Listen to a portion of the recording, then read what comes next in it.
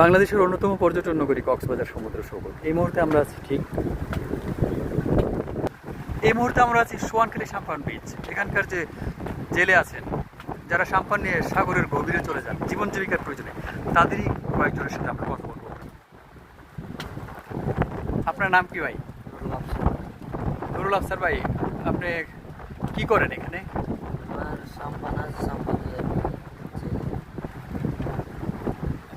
এই পেশার সাথে আপনি কতদিন ধরে আছেন? প্রায় 6-7 বছর।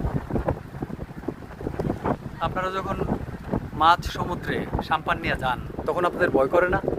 বই তো লাগে ভাই, বাসায় ছেলে মেয়ে আছে, বই করলো পেটের জন্য কি করব।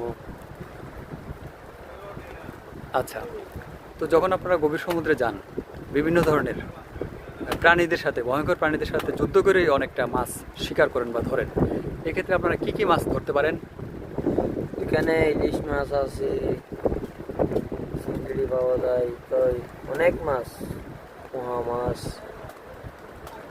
সামিলা মাছ, এগুলো সব পাওয়া যায় যে টাইমের মাছ, যে সিজনে। আচ্ছা, যে মাছগুলো আপনারা পান এগুলো বিক্রি করেই তো আপনাদের জীবন জীবিকা, তাই তো? জি। এভাবে আছেন, কীরকম আছেন? কষ্টে আছেন না সুখে আছেন? আমরা তো অনেক কষ্টে আছি ভাই, একদিন পাইলে 5 দিন পাই না।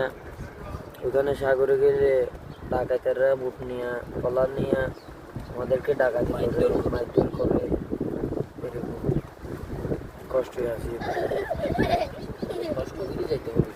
আচ্ছা, আপনারা তো মাছের সাথে প্রায় 7-8 বছর ধরে আছেন, তো এখানে কি করলে আপনাদের সুবিধা হয়, মানে কি কি করলে?